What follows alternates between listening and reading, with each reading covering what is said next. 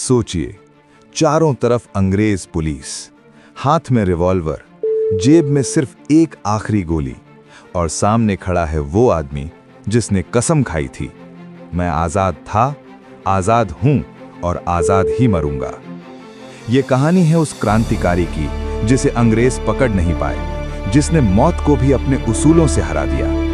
ये कहानी है चंद्रशेखर आजाद की। 23 जुलाई 1906 मध्य प्रदेश का भाबरा गांव। एक साधारण ब्राह्मण परिवार में जन्मा एक बच्चा, नाम रखा गया चंद्रशेखर तिवारी। बचपन से ही तेज, निडर और जिद्दी। मां चाहती थी बेटा संस्कृत पढ़े, साधु बने, लेकिन किस्मत में कुछ और लिखा था।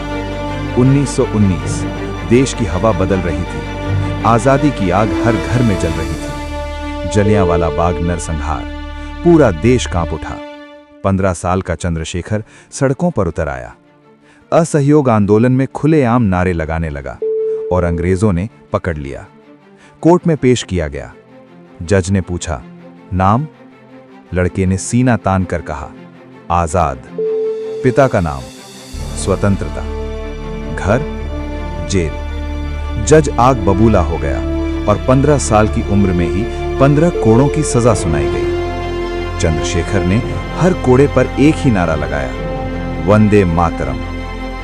उस दिन चंद्रशेखर तिवारी मर गया और जन्म हुआ चंद्रशेखर आजाद का। आजाद समझ गए थे भीख से आजादी नहीं मिलती। वो मिले राम प्रसाद बिस्मिल से, काकोरी कांड के नायकों से। यहीं से उनका जीवन पूरी तरह क्रांति को समर्पित हो गया। जंगल, पहाड़, गांव, हर जगह छिपते, हर जगह संगठन बनाते। उनका एक ही नियम था, डरना मना है। काकोरी कांड के बाद कई क्रांतिकारी फांसी पर चढ़ा दिए गए। आजाद टूटे नहीं, उन्होंने संगठन को दोबारा खड़ा किया, जिसका नाम था HSRA, यानी हिंदुस्तान सोशलिस्ट रिपब्लिकन एसोसिएशन। यहीं जुड़े भगत सिंह, सुखदेव, राजगुरु। आजाद उनके गुरु थे, मार्गदर्शक थे। वो कहते थे, क्रांति का मतलब सिर्फ गोली नहीं, साहस है और बलिदान है। 1928 साइमन कमीशन। लाला लाजपत राय पर लाठीचार्ज करवाई गई, जिसके चलते कुछ दिनों बाद उनकी मौत हो गई। आजाद का खून खौल उठा। फिर योजना बनाई और योजना के चलते राजगुरु ने सॉन्डर्स की गोली मारकर हत्या कर दी। आजाद ने पूरे ऑपरेशन को सफल बनाया।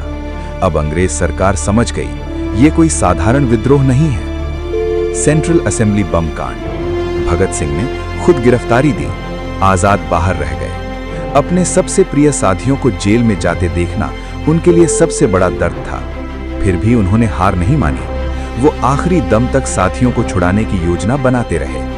27 फरवरी 1931 उनके ही एक कथित साथी वीरभद्र तिवारी ने इलाहाबाद के अल्फ्रेड पार्क में मुखबरी कर दी। चारों ओर पुलिस, मुठभेड़ शुरू। आजाद ने कई गोलियां चलाईं।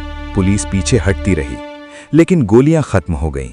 जेब में बची एक आखिरी गोली। आजाद मुस्कुराए, आसमान की ओर देखा। मैंने वादा किया था, जिंदा पकड़ा नहीं जाऊंगा। और वो गोली खुद को मार ली।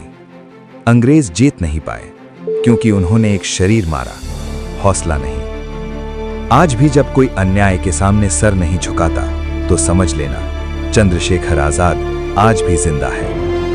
दुश्मन की गोली का हमें डर नहीं, क्योंकि हम आजाद हैं।